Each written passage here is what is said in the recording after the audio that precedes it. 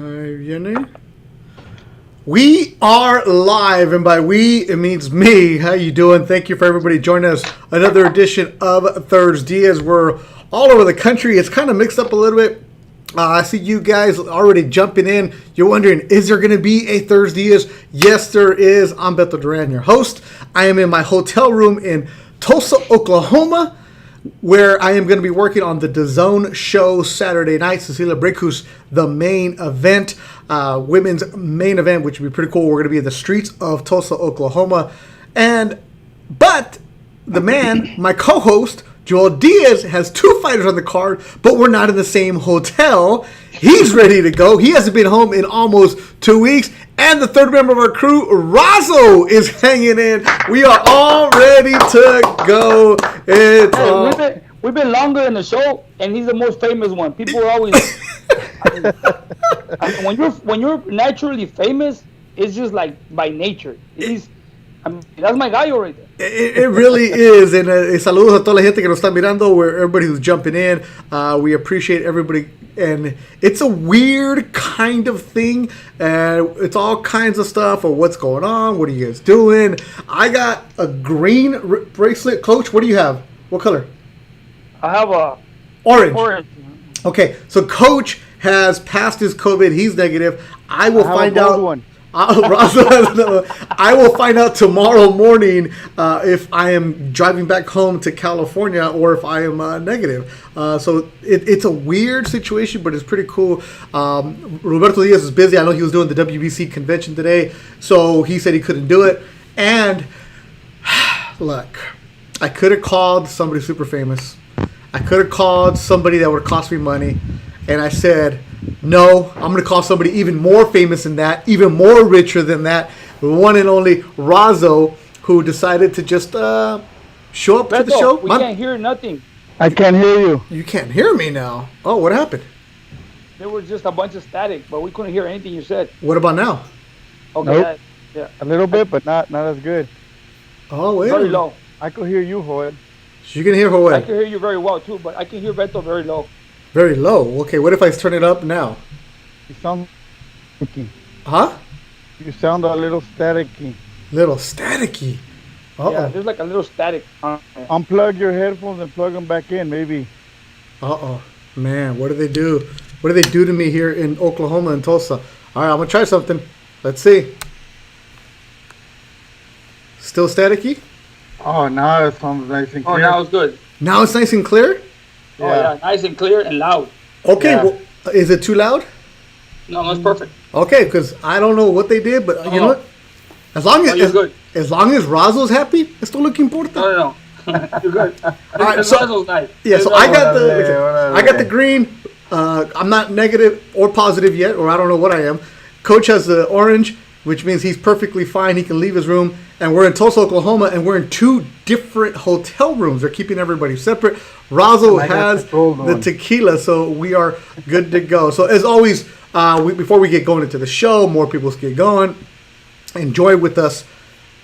Cheers to everybody. It's BYOB. And you're wondering, what's going to happen? How are you going to get your drinks? Because we're in quarantine. No. Beto Visión comes through. Always. Vino. I packed it. Pass the wire. All right. Coach, I knew was in the quarantine last week. He was in LA. So what happened? I made sure he got taken care of. There it is. I brought Coach his own bottle of wine, Francis Ford Coppola. And Razo has, what are you drinking, Razo? Don Ramon. Don Ramon. For the side, but then I got a little chilada. Oh, sol, chilada. You know, I gotta put it in the big boy talk can koozie. Oh, hey, put that up there, Razo. Chicano Golf, our good friend, he watches the show. Saludos to Chicano Golf. We all get going on. But today, cheers to everybody. I got the red wine, Coach red wine, Razo, tequila, and beer. So cheers to everybody, because it is crazy. Salud. Very crazy. So because I'm drinking the wine, I think I'm going to behave today. Maybe. And This is good. yeah, so Ace of SoCal says, open up the mini bar. There is no mini bar in my room. I already looked. because I knew coming to the bubble, you have to be prepared. So I brought my snacks. I brought snacks. And more snacks. And more snacks. And there you go, the gummy bears. You got to have the gummy bears. Because I showed up on Tuesday, and they told me, straight to your room, don't leave. So I have not left my room since Tuesday. Tomorrow is when I'll get my results, and even then, I can only go down to the lobby, and that's it. Jeremiah Gallegos will be the ring announcer. He's actually watching right now. He passed his quarantine. He was fine. He was translating today on the Matchroom broadcast. Coach, what's the deal with you? Have you been able to leave your room? No, I got here Sunday after my bubble in LA, and you know what? It was actually more strict because it was like a sort of like a connection. Because when I tried to get a ride from LA to the airport, I even asked the people from the other promotion. I said, yeah, can I get somebody to give me a ride? And they said, no, you got to stay in the bubble till after the fight. You're in the bubble until you check out. I said, okay, but we can provide you with a driver. So they got me a driver at 3 a.m. Sunday and drove me to the airport. So from there on, I just had my mask. Got to the airport, got on the flight to Denver, Tulsa, and as soon as I walk in here, exactly the same thing. They brought me straight to the room, and they said you cannot come out of your room for 48 hours. So I was here Sunday, Monday, Tuesday, and then one morning they came and they did the test. That was Tuesday. Came and did the test, and they said we'll give you a result on Wednesday. But I guess they were having problems with the lab, so they didn't give us our results early. So I said, you know what? My fighters have been going to the gym by themselves. So what I decided to do was I told my fighters, they're just across the hall from me. They were jumping rope, and I was doing hits with them, and they sort of got a little bothered. But I said, I'm sorry, I got to train my fighter, And sure thing, the manager said they need to train. We're responsible. If anybody ends up positive, we will just not fight. We'll walk away. Even if the coach, you know what, that made me feel good because Vadim and Alec, they said, we already got that already. We already talked about it. But for any reason Joao gets the virus or he ends up positive, the boys are not fighting. If Joao's not in the corner, my boys are not going to fight. We go home. So an hour later, they came around and they gave us a bracelets. They removed the other 2 bracelets they gave us, and we're cleared. So it's good, but we still have to be here. We cannot be out there. We cannot go downstairs. As you saw on the press conference, it was just the fighters. So tomorrow the weigh-ins is just the fighters plus 1, and I'm not gonna be able to go. I'm gonna let Alec go because he's a translate, So we're gonna be in our rooms until the fight. Yeah. But what was the reasoning why you had to be quarantined for 48 hours before you got the test? That I don't know. Everybody's doing it. Everybody that got here on Sunday, these guys got here Saturday. They've been in the rooms since Saturday, and they got tested Tuesday, and yesterday they gave us the results in the afternoon. But honestly, Razo, we've been in this room, and the food, they put it on your door. They'll knock on your door. The food is right there, just hanging, and then that's it. You cannot go anywhere. So did they test the fighter prior to him arriving there? Nope. So they didn't do like a 21-day, 14-day test before? We did. I know that's what California does. Okay, we did a test the week before we arrived here, and actually it was last week, because when I came to LA, they tested me in LA. Plus, I had a kit. I had a COVID kit that I had to do for this promotion, and I did it in my room. I did a virtual test, and I had to send it through UPS, and I had to tell the people from the other promotion to do me a favor and take it to the UPS, because we needed to get the results before we even got on the flight. Yeah. So for what they told me is because I flew, we had to be in their quarantine for 48 hours. That's what they said. It's interesting. It's Oklahoma. It's the first time Matchroom is doing it out here, so there's a lot of different things. I know Jeremiah Gallegos, I was talking with him, And he said that his test, they just did the mouth for him. Coach, what kind of test did you get? I saw the one they did to you. The morning they came really early in the morning, 6:30, 7 in the morning. They came and they did a swab in the mouth and on my nostril, in my nostrils. Okay, so you had the same one I had. No. Yours, I saw they went all the way down. No, mine, it They was were just, looking for gold. yeah, they were looking for some test in there. Mine, they just did like in my mouth, and then they went up my nose a little bit, not all the way like yours. I'm showing the video of it right now where they did the mouth. And they did the mouth and they did both nostrils. That's my third test I've taken. Fourth test I've taken. This one hurt the most. Yeah, the guy even had a joke. He said, you took that like a champ. I'm like, Filipino dude from Irvine. I actually knew. It turns out we had mutual friends. What's he doing out here? But yeah, today was interesting one. Yeah, that was. Ese dolió. Like that was a different one today. Like it like each test I've taken where it's gone farther back enough where it makes you tear up. Today is a little different. I'm wondering why Jeremiah only got the mouth swab, but it whatever it is. But we keep talking about it and we keep evolving. And the news is on Saturday. So Mark Castro, who is a young standout amateur, was supposed to make his debut Saturday. He ended up coming back positive this morning. So he and his dad were both positive, and they put him in a car and they have to drive back to Fresno. So 22-hour drive, and they don't mess around. From what I heard, like the emails this morning was like, all right, Castro's off. And he's gone, and 22-hour drive back to Fresno. So it sucks. That kid already had his first fight delayed because of Corona, knocked out the card, and this time because of him. So it's interesting. They don't play around, and it doesn't get easier. I know, Coach, for you, the lockup and everything else that you had last week, what you had this week, and then I know Golden Boy has been affected too, Razo. What's the latest update on you guys? Because on the 28th, Linares is off because of COVID, but Correct. I know you're still working hard to salvage that. Or is it Aldair doing all the work? Let me talk to Aldair. Okay. But no, I mean, we're just trying to salvage the car. We got some names out there to replace Linares, but obviously it's up to the zone to agree on that. And we're working on something right now, and it's just, you know how it is. It's back and forth, back and forth. Yeah, it's so what about you? Okay, let's get to the important stuff. Okay. Last week we spoke about your friend John, Big John.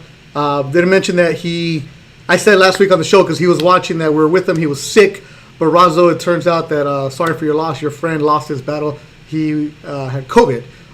Great guy. If anybody's ever been at Golden Boy at Dodger Stadium, you've seen this dude. Good dude. His sister Lucy actually works the receptionist at Dodger Stadium. So, and I know you're here with a heavy heart. We appreciate Razo. We rag on you. We pick on you. But the cariño, we love you. But like you even called me today, and you're like, I don't know, man. What's the word you used, Razo? What did Terry say it would be?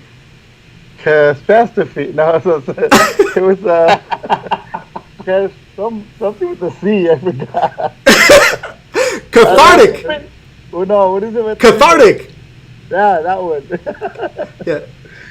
And, yeah, that's the word. Yeah. So Razo said, can't be on today, but like, Razo, come on, honor your friend who loved the show last week. He even texted you to say, hey, thanks for the shout out. And it's real serious, but we're gonna be here for Razo today.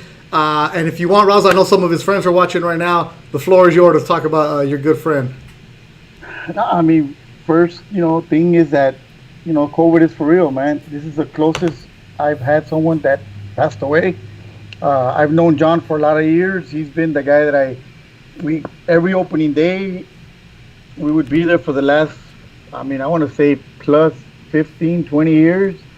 He's actually a co-worker of Terry's. And I met him through her. But Golden Boy, family, all of my friends, they knew John. Super cool dude, man. He was a nice guy to everybody. He loved the Dodgers and he loved boxing, and he was a comedian too. He was a little funny guy with his little sayings. Was always, like he would always mess around and say, I can't breathe and stuff like that. Or when he would call, he would be like, where are you at? I'll tell him, where you at? Or he would tell me, where you at? And I'll be like, at the center. Like he already knew, where you at the center. And he's like, what center? The center of your ass. But he knew what my response was gonna be, and he would still, want to say that.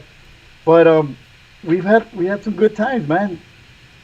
Every time we would go to Dodger Stadium, we would always hang out at the stadium club, and then as soon as we get there, John was always the one. All right, I got the first run, and just always, caring for people, and it just sucks, man. It sucks. It sucks to lose somebody like that, and it just hurts. It hurts. But Razo, is it true you always lost to him in quarters? I did, you know what? I did lose to him the last time. I did lose to him. I never paid him, and I owe him for John. You never I paid owe him? you that one, John. Come on, Razo. Pay your bets, Razo. But he was another one that would just tell me, hey, you know what? Don't worry about it. You got me tickets to the fight or this or that. He was always real cool like that. But the golf club set that I have, Beto? Yeah. They were John's old set, and I was thinking of getting new set, but I'm gonna keep them. But you know how I got those clubs? We were at Dodger Stadium one time, and he was gonna sell them to me for $250, and he tells me, or we can flip a coin for it. And I was like, me, bro, I'm a compulsive gambler, so I was like, let's do it. And you still lost. So we flipped it, and I still remember Eddie Chavez. I think I had said head, and he picked up his hand a little bit, and he looks at me, and it was head. So I got him for free. It was either that or I pay him double. Razo. That time I won. Only you, Razo, can win a set of golf clubs on a coin flip. Yeah, no, dude, we used to go at it. Me and him. I don't know if some of you guys know, sometimes I would walk around with dice. Oh, sometimes? Dice, even in the office. Sometimes. But I got it from John because John used to walk around with dice all the time. We could be at Dodger Stadium and go, hey, he'll bring out the dice and he'll go like that. You want to go? Let's go. Dude, we'd be right there like by the bar area, rolling them against the wall. It started with a friendly bet of $10 to $20 to double or nothing. Next thing you know, we're going for $100. And it doesn't matter where we would go. If they would go to a happy hour somewhere, he would bring out his dice and go like this. You want to go? And, dude, gambling was because of him, too. It wasn't gambling, just having a good time with you. And that's, like, all the people leaving comments, like Terry, Gabe Leonardo, that he loved you. And it's one of the things, like, I met him a couple times at your Rams tailgates, and then you see him at Dodger Stadium. I'm not going to say that you guys were in a section of Dodger Stadium you didn't belong. But, of course, you guys are going to be at the VIP area playing dice. It's just, but that's part of what Coach Joel Diaz says, and kind of what ThursDIAZ is all about, the little community we're building. It's about enjoying life and living for the moment that you're at. And it's, we can get, so like, Coach, I know you and I, we can both complain, like, okay, the food sucks, this is that. At the end of the day, though, we get to actually work and love what we do. And Razo, it's that's why we wanted you on tonight, Razo. That way you can tell stories, and just know that your ThursDIAZ familia is also here for you, man. Man, I appreciate it, man. I have been getting a lot of support, either through Instagram or calls or texts and stuff like that. And I, really appreciate it. He was a friend of mine, like I said, and it really touches you. And listen, we're gonna, live his spirit alive, man. We're, talking to some of the guys that I used to go, like that work, his coworkers. I used to work with him. They used to go to Dodger game, which I'll throw some, some of those guys out. Victor, Gabe, Kiki, Sergio, Fred, Wayne, Anthony, Jose Tavares, Jose Castillo, Tonene, Eddie Chavez, and Mr. Lee. Those dudes. Mr. Lee? Mr. Lee. You probably met Mr. Lee. And we used to, that was the crew, man. Every opening day, that was always us, and having a good time. So we're going to try, I think we're talking about putting a golf tournament in his honor. So if anybody wants to play. Oh, here we go. Golf tournament with gambling. Now we're switching it back to golf again. Yeah. I'll sign up Junior for it. Hey, sign him in. He's in. I'm going to sign him in. Hey, I'll pay for it. Just so, I'm not going to let him pay for it since he's already starting to golf with you guys. I'm not going to golf. I'm not going to tell you. I'm not going to golf. Yeah. I'm like helping Yomor. I only use a 7-iron and hit the ball wherever you want it. I mean, I don't want to embarrass myself in the golf course, but I'll have my son go play with you guys and I'll take care of it. Yeah. Just to help you Me guys and out. Beto embarrass ourselves all the time. No, I'm good. Gabe Linares has a good one. It says, Johnny lives with us, Razo sure does. Jose Tabar says he used to love going to the boxing matches on Thursdays. Yeah, and I know he was watching last week, and we didn't mention that he had COVID last week out of respect, but just said, we keep finding it going on. And then, like I told you, Razo, you're going to come on here today, and we're going to tell good stories. And enjoy people's nights. So if you have your drink at home, cheers to the late, great Johnny. Cheers. Salud, rest in peace. Let me have one of these for Juanito. God rest his soul. Yes, sir. Cheers, everybody. Salud. Yeah, as Terry said, he was a regular Velasco. You're right, he was. And that's right, Enrique Salazar. Johnny was somebody who brought so many people together. I met him maybe 2-3 times, but you can tell, like, when you told me who it was, like, I know exactly who that is. So the impact that you have on somebody, and that's what ThursDIAZ is. Look, the Dodgers are playing right now, the NBA is going on right now, but we know we're going to have this show because of what we're there for you. In John's honor, I'm wearing the Dodgers today. Razo, you would have been wearing that shirt no matter what. I took a shower, I hung it for a little bit, and I looked at it, and man, it's tough, man. All these guys that I mentioned, they're putting some pictures together, and then you're looking at some of these old memories, and I put up a couple of them that I had on my phone, and let's just have some good times, and let's have a good show. Let's have a good show. All right, so let's have the good show. So now we keep on going with the golf. Today was supposed to be the day, Coach. Remember last week you chose Razo and Eric P, who also works at Golden Boy. Today was supposed to be the day where Razo and Eric were supposed to golf against me and Ricky Romero, but I got the call saying, hey, you're going to Tulsa. I was actually at my financial planner's house in Pomona, and I got the call saying, hey, you're going to Tulsa, you're going to work the Matchroom show. And I'm like, cool, let's get going. I'll let Razo cancel it, but book it. So what's the update, Razo? When are we going to play? Next week. It's done. We're scheduled for next week. We should have a camera crew out there filming us. But it's on. It's tea time, 9 o'clock. We'll be at White Canyon. Everybody wants to come and honk from the parking lot. Yeah. So, all right. So next week, Coach, we will have an answer for you. Beto, hold on. It's getting serious because even Eric P goes, hey, I'm getting a little worried. I go, why? Because look at Beto got new clubs. He's out there every day. I'm like, don't worry about it, bro. It's all hype. It's all hype. It's all hype. It's only the clubs. It's only the clubs, baby. What I do is I take a bunch of pictures and I just spread them out to make it look like I'm there every day. No. He's playing mind games, Razo. He's playing mind games. You see, I'm cool. I'm like, yeah, whatever. Go for it. He's the one that's like, oh my God, I'm getting a little nervous. Remember, the clubs don't play by themselves. We might even have to have a little pool of gambling for next week. Let the ThursDIAZ viewers get involved in this for charity, of course. For charity, of course, it's gonna be $10 a hole. Me against Roswell, we get going. Marco Pelayo, set it up, get the pool going, see who wants to win some money with us because you guys would say do the odds, do the over under. Yeah, do it, Coach. Here we go with you now in the boxing world. How hard has it been for you this week? Getting guys in shape. You have Shakram Giasov, who is a stud, and then you have Israel Madrigov, both on Saturday. So how hard has it been? Last week you were away from them, and now you see them, but you can't be around them. It's just the difficulty that you are facing right now. For me, honestly, I can tell you it's a blessing having those guys in a way because, you work with different fighters with different mentalities, different types of discipline. And, it was a great experience for me coming to the bubble at Top Rank when I was out there for the first fight. And I experienced something that right there and then as a trainer, you got to figure out and make adjustments. Walking into the bubble and at the MGM, I mean, you get tested the same day. You have to go to your room. You can come out. The fighter needs to train.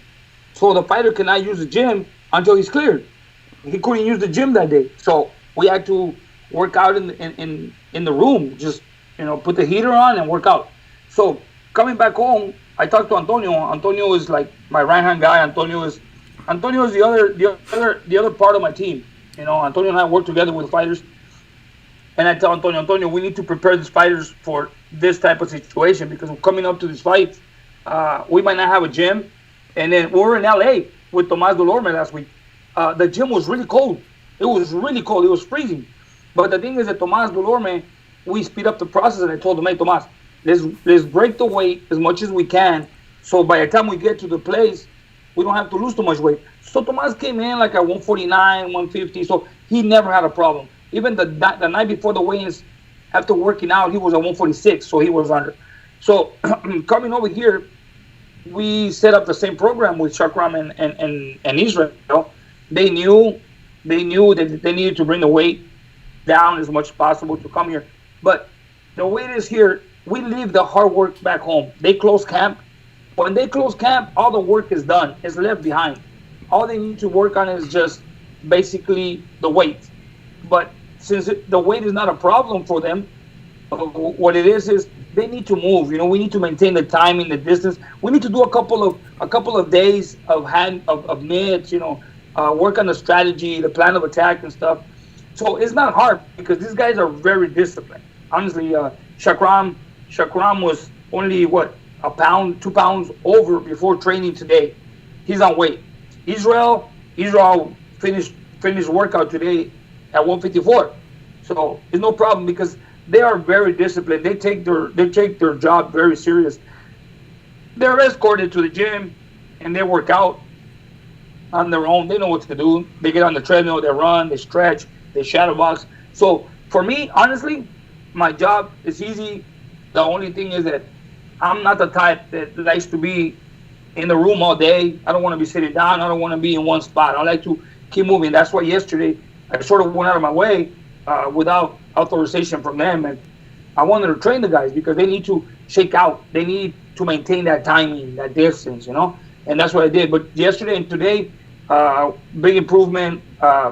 Today I felt that they were already on point and they're ready to go. But the only problem with us is just being isolated, especially for 2 weeks. Yeah, it's interesting. Today in our fighter meetings for the zone, I asked Madriov, a fighter who, you know, how hard is it being away from your family? He's like, I haven't seen them this year. You know, these guys are just so into it because of what they're doing and the sacrifices. So I'm not going to complain about being in a hotel room where they're bringing me room service for 2 days. I mean, I'm going to complain on Instagram, you know, for the sympathy likes, but I'm not going to actually complain. So, and I'm not trying to suffer. I just ordered cheesecake right now, so that's no problem. So we're all right. So for Razo though, have you dealt with anybody who has said complaining about the setup or the circumstances of what they have to go through? Not really, dude. I mean, having that first show, we didn't have. I mean, not that I got any complaints. I think everything, all the work we did before, just kind of went in place, and everything kind of worked out pretty good. I think our show, you know, was pretty good. I mean, the commission was happy. I think we didn't get no complaints. Everything was good. So this next show that we have, everything should be, you know, smooth. Everything should be better. All right. That's what I like to hear. Nice and smooth. Let's get better. You know, Beto, I think, you know, us being in a bubble like this, you know, for example, me, I've been here for 2 weeks. I mean, I've been in a bubble for 2 weeks. I haven't been home. You know, I don't see my family. I have a project going on back home, and I feel that if I'm not there, that project is not moving, even though it is. I make calls. I'm always on the phone, you know, making calls, talking to people. Antonio's in charge of the fighters, plus he has to go to the building and make sure that the city, the water, the electrical, the carpenter, everybody's out there. But you know what? Regardless, I mean, if people complain, it's because honestly they don't appreciate. We're going through this with this new process. They're following new guidelines to make things happen. I see this. They're trying to make things happen. I see every promoter is doing their job to make things happen. If these people are coming in and they're complaining about what they're eating and the way, I mean, that's not right. That's being ungrateful. I see it that way, you know, because, I mean, at least boxing is back. I mean, we should be grateful that boxing is back. I mean, we didn't have boxing for a while. Boxing is back. I mean, we get meals. I mean, we get food. We're in a safe place. They're taking care of us. I mean, we just got to follow the guidelines the protocols, and be grateful. I mean, I know there's people out there around the world that are losing family members. Like, for example, Razo's friend, the family, they're going through some tough moments right now, they're grieving. So, I mean, we're okay. We should be grateful. We should be thankful that we are here, and we're bringing boxing back, and we gotta respect what the promotion is doing, because it's their rules. We gotta follow the rules. Yeah. And we gotta move on because we got fights. Thanks to them. I mean, we're not out there, exposing ourselves or jeopardizing yourselves. Because, for example, me as a trainer, I got a team. I got a team right now, and I got fights. I got these 2 fights this weekend, and then we got Beck on the 28th, and then I got Batir on the 6th, and then it just keeps going.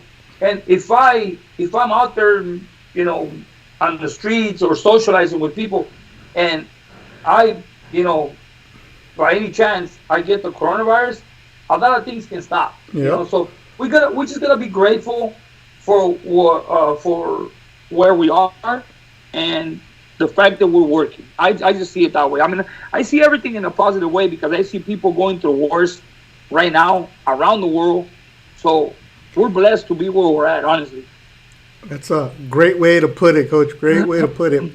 Now, on this show, we do have a lot of fun. We take your questions. We'll get to your questions right now because it's 10:30 at night. But this is what's going on. Oh, now Eric P., the member of Golden Boy, says, "Que onda, cabrones?" And the reason I say, Razo, are you looking for a beer right now? You're asking for a beer, huh? You're asking for a beer, right? Maybe. Razo, it's okay to say, "Hey, can I get a beer?" Say it, Razo. Razo, go get a beer, Razo. Thank you. No, we're good. Razo, My loosen assistant over here. Loosen up a little bit, Razo. Come on. Trying to work on the lighting over here. Hey. Razo, we don't want you to be like the way you were last time. You were like this, like. Oh, hell no. Let's go. Pareces un niño castigado, Razo. Come on. Oh, okay. Speaking of that, to my millions of fans, Go ahead, Razo. Go ahead. I want to apologize for the last time.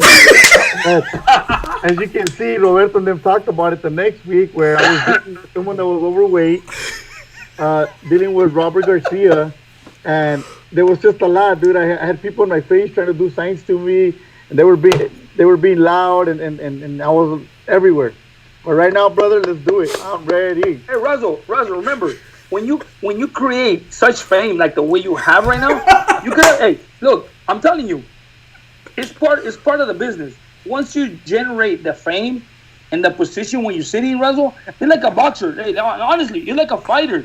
When a fighter gets in that ring, there's a big crowd, right? And everybody's screaming, and there's some good comments and there's bad comments, and we've seen it all. I mean, you're walking into the ring and people are just like mentioning your mom, your uncle, your grandma, everybody, right? So what happens? You have to know yourself. Hey, I'm more of a professional. Hey, you know what? I'm gonna block all that, and I'm gonna do my job. That's what you should have done. Since you already got over 1 million followers on the ThursDIAZ show, you know how it is. You got block that. Block out the bad and harness the good. Exactly. Block out the bad, harness the good. Yeah, you have to. Yeah. Tienes que cabecearle los chingazos. Razo is the Ryan Garcia of matchmakers. He is the most famous matchmaker out there right now. He is amazing. He gets the things done because even Coach said on Instagram, Razo has more followers and more fans. There's nobody watching right now for me. There's nobody watching for Coach. For me? They're all for you, Razo. Everybody. Nobody cares about Beto. Everybody right now is focused on you. Look, Mr. 323. Mr. Worldwide, Mr. Eastlow. No, but see, look at going back to Pinche Juan, JV. Dude, he was probably my biggest fan. I would get so many pictures of me in the ring from somebody taking a picture way up in the stands or wherever he was sitting. He was always taking pictures of me, and then he would send them to me. That's the way. Look at the mamon. Or things like that. So if I was to get an agent, probably JV would have been my agent. He was probably he could have been my fan club president. Oh man, so that's the way to do it, Razo. And the fact is, last time you were here on the show, I knew what you were going through, and it didn't help that I kept egging you on. Like, Razo, what's wrong with you? What's wrong with you? Everybody, I'm here for Razo. I'm here for Razo. Pheno Boxing with 1 million followers. I'm here for Razo. So that's what it is. But right there, go back to what Eric P said earlier, "Como estamos, cabrones?" Coach, I got some information for you regarding one of your fighters today, and I want to let you guys know because I don't know if we'll be able to say it on the broadcast. Because a word is that the Uzbekistan guys have been learning some Spanish, but Spanish that they shouldn't be saying. That doesn't come from me. Because I can tell you, I got a notebook. Look, Shakram Gyasov, he knows 6 languages. I don't know if you know that. Mm-hmm. He speaks 6 languages, and since he came here, he told me I want to learn Spanish, but they're very religious. Mm-hmm. Israel Madrim, he's very religious. He will not say a bad word. He will not say a bad word.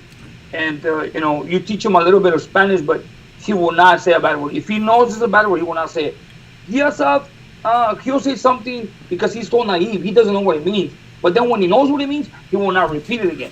But he does. Like, he comes to my room once in a while, and he'll tell me, Coach, like, I got a notebook, and I'll tell him, let's say, like a sentence. And then I'll write it for him, and I tell him, here. So he goes to his room, and he'll study it. Like, ¿cómo estás? Like, for example, just something simple so that he can start. I'll tell him what it means, how to pronounce it and everything, So when we have free time, I always do. Even at the gym, I have a board, and I will put like a question every day. Like, like, for example, me das agua, or like, give me water, or something like that. For example, so they will practice every day. And Gyasov is one of the ones that, picks up on the language a little more. Now, Alec, who is the manager translator, he loves Mexican music, and when he listens to a Mexican song and he likes it, he'll go home and you'll find the lyrics and he translates it. And later on, he'll be singing the song, even though he don't know what it means, but he likes it. I mean, and they just want to learn the language because they're around a lot of Mexicans, a lot of Mexican people. Yeah. And most of it, all these gyms in LA and everywhere you go to the gyms, and what music are they playing? Yeah. Exactly. Now, Coach, I'm not going to say you did it, but who in your gym taught? I'm not going to say which fighter, Israel, the word cabron. I mean, I don't know who. I don't remember that word. But you know what? No. I mean, I say it a lot. I mean, it just naturally comes out of me. I mean, when I'm talking, especially when I'm in a row, when I'm talking and it's like a lot of people tell me. I mean, when you're in the corner, I mean, you say so many bad words. I don't even know. After the fight, I don't even remember. And I'm gonna tell you a story. I started working for the Boys and Girls Club long time ago. Working for the Indio Boys and Girls Club, I mean, I dealt with kids. There was times in which I would, work with the kids, taking care of the game area or the sports over there. And then I remember one time, it was after a Timothy Bradley fight. I don't know if it was Ruslan Provodnikov or something. Well, I come the next week and walking into the gym, there's a kid, 10 years old. And the coordinator of the Boys and Girls Club, the lady was there. And they're talking about, it was a great fight. Congratulations. Everybody was, rooting for you guys and whatever. And the little boy, 10 years old, he tells me, Coach, I saw the fight. And, you said the F word 26 times. Oh. And I'm like, hey, I work for the Boys and Girls Club, and these kids are watching the fight. And the lady jumped in and said, hey. I mean, he doesn't mean it. He's working, and when he's working, he doesn't mean it. He just that's just naturally because he's a fighter. And it's true. I always catch myself. I mean, I get into the fight to the point where I'm fighting the fight with my fighter. I generate their energy. So honestly, I don't remember what I said as far as bad words. I just remember the guidance of the fight, the fight plan, and whatever. I mean, I saw the fight with Tomas Romer, and I heard when the commentator said, we can hear Joel Diaz across the room. Obviously, there's no fans, I mean, you can hear me because I'm loud. But it is. I mean, I don't know. So here's the story. Madriov said that he's in the gym in Indio, and he was telling stories about how it's a good environment, how you have Uzbekistan guys, you have Russian guys, you have everything there, Mexicans, South Americans, everything is just fun. He said it's a good environment, and that he kept hearing the word cabron. But that when somebody would say it, that the person would say it, they would laugh. So he thought it was like a term of endearment. Like, hey, cabron, ha, ha, ha, ha, because what you do.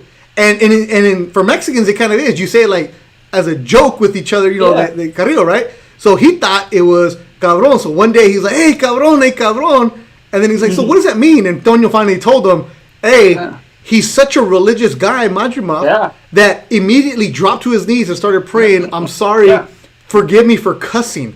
Even though it was a different language and he thought it was out of a joke. So it just, that was it. That was the story that he told us. He's like, I prefer you guys not say that story. So I was like, cool. But I had to go and get it because I have a feeling I know who taught him that. Does his name start with Tonio? Probably Antonio, it's either Antonio or me. I'm not going to blame Antonio because at the gym, sometimes they catch me in a bad moment or when they do something they're not supposed to, I always I use the kind of words, hey, cabrón, no pone atención, stuff like that. But for example, Israel Madrimov is such a special kid. I mean, he's very talented. He has a unique style, and to me, honestly, he's one of the boxing superstars of this era right now. But one of the things is this: I learned a lot of things from him, and sometimes I feel a little awkward. For example, look, this is very simple. Yesterday, he calls me and tells me, Coach, before training, can you wrap my hands? I said, sure. I said, but the day before, when I got here, it was Tuesday. He says, Coach, can you wrap my hands? I said, sure. He goes, can we do lapa? Lapa is mitts. I said, I don't know if we can until we clear it. He goes, oh, okay. I go, maybe tomorrow. So Wednesday, before they even clear, I go, you know what? I'll wrap your hands. So I go to the room, and I'm wrapping them. But remember, when they come to your room after they do the test and they clear you, Beto, like when they come tomorrow to your room, they're going to put this bracelet on you right here, and they're going to tell you, don't take it off. So I go to Israel's room, and I'm wrapping them, and I tell him, hey, where's your bracelet? He goes, I don't want it. I said, why? He goes, because it says negative. And to me, negative is bad. Wow. You're not wearing it. And I said, okay. And he says, I go, you need to have it. He goes, no, I don't want it. And he threw it, and I go, okay. And so I respect whatever his decision is. And he sort of told me he tried to explain to me, but I figured it out myself. He says that the word negative is bad. He don't want it. He goes, I'd rather have something that says positive, but not negative. To me, negative is no good. And he said, so he threw the fucking bracelet away, and he's not wearing it. Wow. So those are things that is, for example, one day we're traveling somewhere to a fight, and I'm in the plane, and one of the guys tells me, hey, that's a nice ring, He looks at my ring and he tells me, hey, that's a nice ring.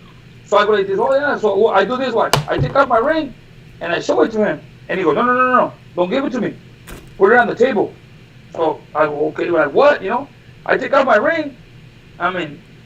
As I take it off, I'm giving it to him so he could see it. And he goes, no, don't give it to me. Put it on the table. I go, so why? He goes, you give me the ring, it's like you giving me everything, like here. You're giving me everything that you got. Your family, your life, whatever. In our tradition, it's not like that. You take it off, you put it on the table, I get it, I see it, I put it back on the table, and you get it from there. Wow, those are... It's an interesting guy. It's an interesting guy, Israel Madrimov. Go and check him out. And you gotta get used to these traditions. I'm telling you, I've had people visit me at the gym, and I'm talking to, for example, a friend of mine and his wife, and all these Uzbekistan fighters come, and they say hi to everybody except the wife, and you feel awkward, because you think, man, they say hi to me, they say hi to the husband, but they don't even look at the wife. They pass her, and they walk away, and I feel bad. But then later on I ask, and for them, that's being respectful to the husband. you know. I go, I see. So then I asked the manager. I said, hey, all the boys came in and they say hi to me and they say hi to the guy, but they like ignore the wife, and they're like, that's respect. Mm. That's respect for the husband. They will not look at the wife. Yeah, it's interesting because Israel Madrimov, go and check him out. Even if you don't watch the fight, this kid is 5-0, 5 KOs, very talented, and he does handstands for workouts. He is a black belt in judo. All kinds of gymnastics too. Does gymnastics from Uzbekistan. Just go and check him out. The other man you have is Shakram Jiasov. Because I tagged him from the press conference on my Instagram, and they reposted it, and I sent one word to them in their language, and then they wrote back, "Thank you very much." And I was like, "Hey, no problem." And then it was cool. It was just like the little effort you make. So those two fighters you have are really special. So right now, now that Mr. Boxing Guru is here, we can actually have a drink. So Guru, cheers. We are drinking wine. I'm drinking wine. Salud. Coach has wine that I smuggled across, and Razo has beer. And if anybody wants free Adidas gear, Mr. Boxing Guru will hook you up. All you have to do is ask. Tell him Ernesto Amador sent you, and he will hook you up with any kind of Adidas gear. But we don't want it because we're Team Nike right now. All right, Razo, let's get going to you. We're gonna go because it's all your fans are here, and this is the Razo show. Razo, let's get going here with you. Yes, sir. All right. The last time you had to separate somebody on the stage at a weigh-in, was it real or fake? I think it was real. It was no, not the Canelo one. The Ryan Garcia with that Dominican kid. Ryan's fight when he fought In New York? the guy with the curly hair. Yeah, he was being a clown. What the hell was his name? In New York. Where's the lady at? Where's the lady at? Who's that? Ryan Garcia. And I think he was Dominican. Yeah, He knocked him out right away. But El que toca la canción del Chavo. yes, that kid. Yeah, and then he pushed Ryan or something, and I got in between them. And that one was not staged. I've been in like 3 altercations, I think. That one when Ceniza pushed Marlene, and you were there too. Yeah, that was a good one. That was a good That one. was real. And that one was real. And then the Canelo with was it Jacob or Triple G? It was Triple G. They're in each It other's was face. Triple G where they kind of went at it, and I almost went off the stage, and yeah, that was pretty crazy. Razo, when you're up there on the stage and you're looking around and all your fans, because you know with the weigh-ins and all your fans are there for you, and like that happens, do you like get a rush and you're like, yeah, I stopped that? Se pone el moño. I'm like, yeah, let's see, I'm looking to see who took pictures of it. Yeah, that's me right there. the back, that's me, that arm right there. Yeah, That's all me right there. That's all me right there. That's it. Now, the reason we're doing it is because it's the Razo Appreciation Night. Because I'm in Tulsa, Oklahoma. Joel Diaz is in Tulsa at a different hotel around the corner from me. Razo's in 323 somewhere. And Razo, we weren't going to do the show today, but because everybody said you got to do ThursDIAZ on Thursdays, you got to take care of it. So Roberto Diaz is at the WBC convention with Mauricio and Razo. So we're going to ask you all these questions about what it's like to be you tonight. And Coach, if you have questions for Razo, échale. Now, Razo, I will. when you're on the stage at a weigh-in, right, and you're looking around at the crowd, what are you really looking at? I'm looking to see how packed it is. It is. Like, I mean, it's pretty crazy. Very simple. But it is. It's kind of like, what are you guys doing here? It's just a weigh-in. But, I mean, I remember back in the days when we used to go to the weigh-ins, that was part of our deal, like when Oscar used to fight. That was part of the deal, like, that we have to be there early because you want to be there for the win. And it was funny because you're there, you want to get a good seat. Dude, I remember I used to go early, and with the handicap, that first level of the handicap with my buddy Hot Wheels, we like reserve all those 10 seats right there. Bam! And all the Kuzma se ponía right there. So All the who? All the what? all my Kuzma friends. And we would like hook it up right there. That was our little spot right there. And for those you know, his friend Hot Wheels is in a wheelchair, so he belonged in the handicap section. One of the coolest dudes, man. He's real cool. I know him. Yeah. I met him at the game at the Rams Packers. Yeah, you guys were at the tailgate. You had a tailgate party. He was out there.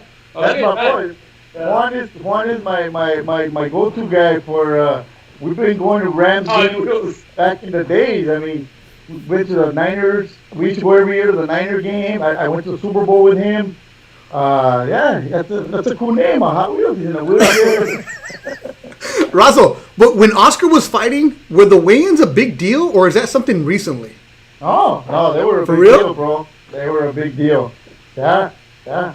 I mean, especially when he fought like Vargas and I mean all of the Trinidad one. I mean all those wins that I can remember when it was either a Mexican or the one I think his last fight when he fought Pacquiao. I was like, damn, there's more Filipinos here today. They roll deep, man. They roll deep. That was, I think, one of the first times that I saw that there was like more fans for somebody other than Oscar. There was a lot of them that time. Yeah, the Filipino fans are they multiply. They multiply. I've seen it for Pacquiao. When he fought Fernando Vargas was a different vibe because it was kind of like full Mexicans, but it was like Oh, yeah, the Mexicans against the Rebels. yeah, but it was like you know, I remember my buddy Big Louie. He was leaning over. Hey, Razo, do you have friends that just have a normal name? Louis, but he's Big Louie. We call him Big Louie. But I remember he was pretty loaded and he was leaning over the rail and he's yelling at the fans. We were all loaded, dude. All in fun. But he's like, fuck you, fucking norteños. He's not even he's just talking shit. Like, it was just the norteños. Dude, we're talking about Oxnard. It's not even like norteño. It's, you know what I mean? But it's a different vibe between those Mexicans and the East LA Mexicans, I guess. But you used to get rowdy, bro. I used to get rowdy out there, too. And, Coach, for you at the weigh-in, what do you look at? Well, I'm focused on the fighter. You know, me as a coach. Okay, hold on, Coach. Yeah, me too, Beto. A fighter makes weight. I'm talking about. Hold on, I'm talking about. Before Roberto goes, hey, cabrón, is that what you're doing up there? What? Hey, no. Roberto is also the king of walking around with his fancy jackets too. So no, I'm guessing here.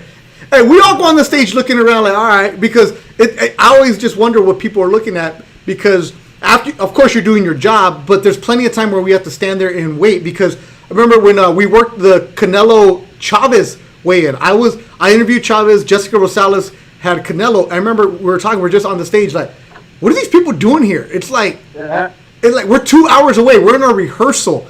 And it's like Jessica and I aren't even dressed yet for what we're going to wear. And that day, I drank so much the night before that my chins exploded because I got so fat so that I couldn't put on my shirt. So I was like this, like that, right? So Jessica's in the back trying to put on my shirt. And then I eventually didn't button up. But I'm like, okay, what are you people doing here? And I always wondered, like, when you walk on the stage, what do you look at? Because I know for me, I was just looking at the crowd going, this is cool, but you guys have jobs to do. So, like, that's why I was curious, Razo, what you look at, because everybody has a different perspective. That's funny you say that you're up there waiting, and you know all these people are looking at you. When was it when Mario Lopez was the host? Was it the Chavez fight? Yeah, the Chavez one. Triple G, maybe Triple G. Maybe. There One was of them. a point, too, when he was up there by himself, and he didn't know what to do. And he's just looking around, and he goes, Razo. And he calls me over, and I'm like, hey, what's up? I thought he needed something. What's up? He's like, hey, stand right here with me, bro, because I don't know what to do. Like, because he's not talking, he's not, and they're telling him to stay on the stage. He needed a friend? And so I'm like, oh, so I started rapping with him, but it's like, you know, you could be famous, you could be whatever, you still, I guess, get a little nervous or something. And, but that was funny when he calls me, Razo. And I was like, what's up, bro? You need water? You need a towel? You need something? He's like, no.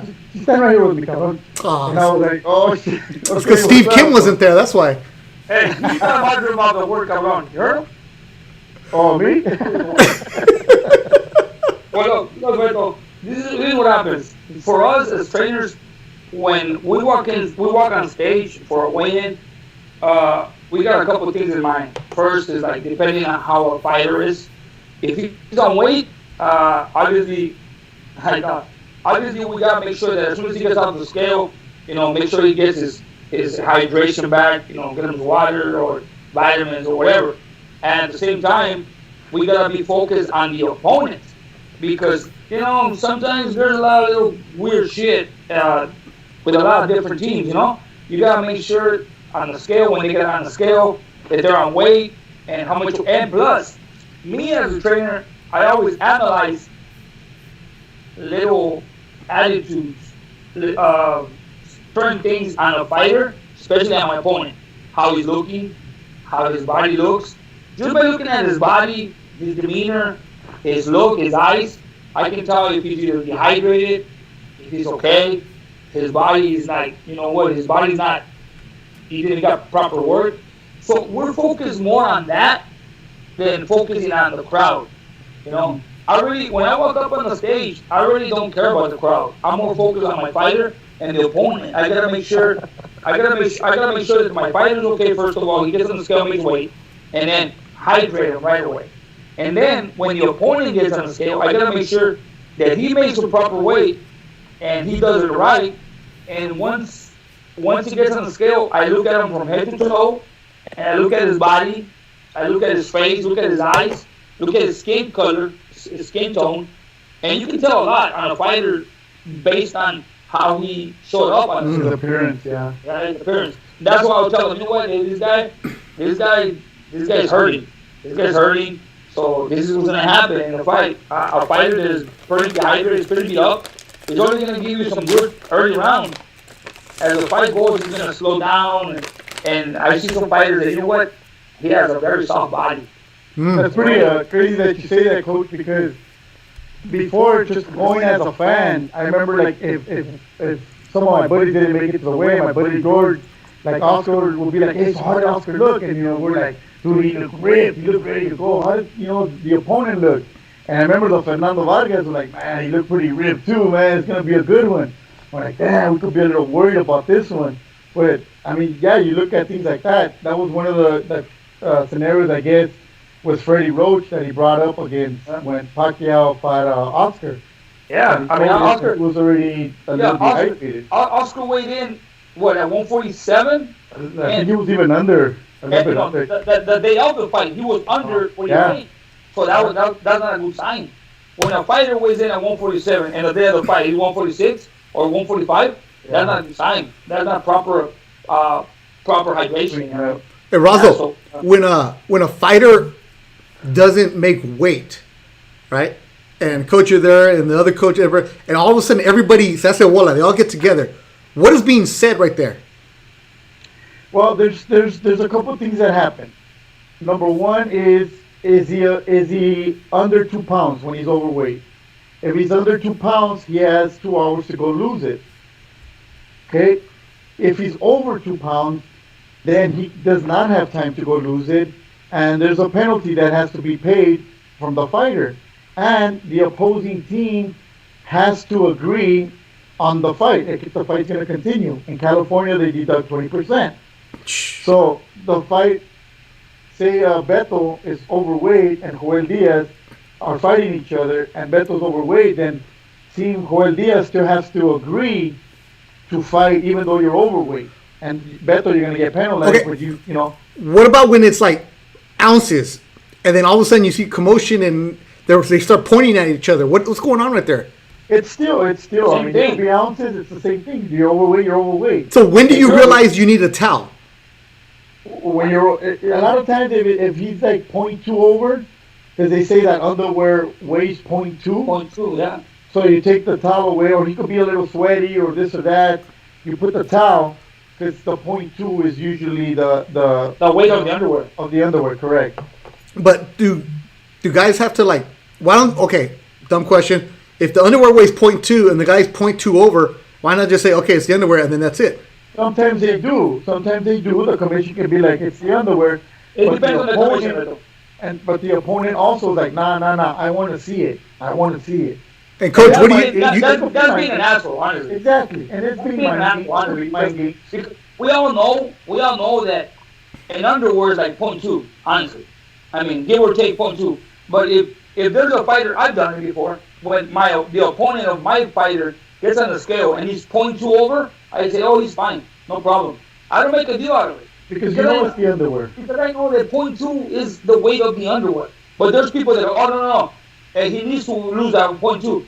Really? I mean, now he has to take off his underwear and, get on the scale with no underwear. I mean, I mean, it just depends on what kind of professionalism in a sport. I mean, if the kid's heavy, the kid's heavy. Yeah. If No. he comes in looking like Andy Reid, and he's not supposed to be looking like Andy Reid. But that's all I was wondering. Is like, okay, because I've never been on stage where people start talking. So you see it. Everybody bunches up, and then out of nowhere they're pointing at each other, and then Natal shows up, and like the commission's in there, and it's like, Yeah, well, the commission's the one saying, you know, he's over. What are you going to do? Are you going to lose it? Are you not going to lose it? You know, you kind of, and then they kind of, okay, you guys work it out. It's all negotiations, Beto. Yeah, that's what As soon as a fighter is overweight, if it's an ounce or if it's 2-3 pounds, you start negotiations. Simple as that. Because a lot of people are like, oh, I'm gonna fight. I'm gonna lose it because they're gonna take 20%. Out of the 20%, is not for the fighter. It's 10 for the commission and 10 for the fighter. So from there on, it's like, you know what? I'm not gonna give up. I'm not gonna give up 20%. I'd rather lose it. Okay, you gotta lose the weight. You got what, 2 hours? Yeah, 2 hours. okay. So Jose Tabares has this question right here. If the fighter doesn't agree, does he still get paid? He just gets a commission. He gets 20% taken out. If who doesn't agree? The fighter who's overweight. Yeah, I mean, he doesn't fight. I mean, it's happened before where, like I said, Team Beto is overweight, and Team Joel Diaz says, I'm not going to fight him. I want him to lose the weight. I want him to lose the weight. And if he doesn't lose it, sometimes the fight doesn't happen. But now, right there, we're talking when it's like over 2 pounds. Usually when it's under 2 pounds or within 2 pounds, something gets fixed right there and then. I mean, sometimes it's happened before where the kid is 0.6 over. And he's like, my lips are dry, like, I can't lose no more weight, my body's done. It's like, look, son, you have 2 hours, go walk around, just walk. Just walk and spit, or something for 2 hours. 0.6? I've had fighters where like, I can't watch, look, and I tell them, dude, they're going to 20%, they're going to take 20%, just go try and walk around for 2 more hours, and it's not even that, the commission usually says, go come back in 45 minutes, because they know they can lose 0.6 fairly easy. At that point, you can lose it pretty easy. And then the fighter comes back, he makes it. I'm like, you see, bro, you were willing to give up 20% for 0.6. Good job. Because ya no quieren sufrir. And coach, have you had your own fighters where you're telling them, hey, you can make this, and they tell you, no, ya no puedo, I'm done? And that's the reason why, as a trainer, you gotta know what he went through in camp. I mean, there's times in which you got a fighter in camp that has been struggling through the whole camp, and then he dries up at the end of the camp, like towards the end of the close to the fight week. You gotta know, you gotta monitor your fighter.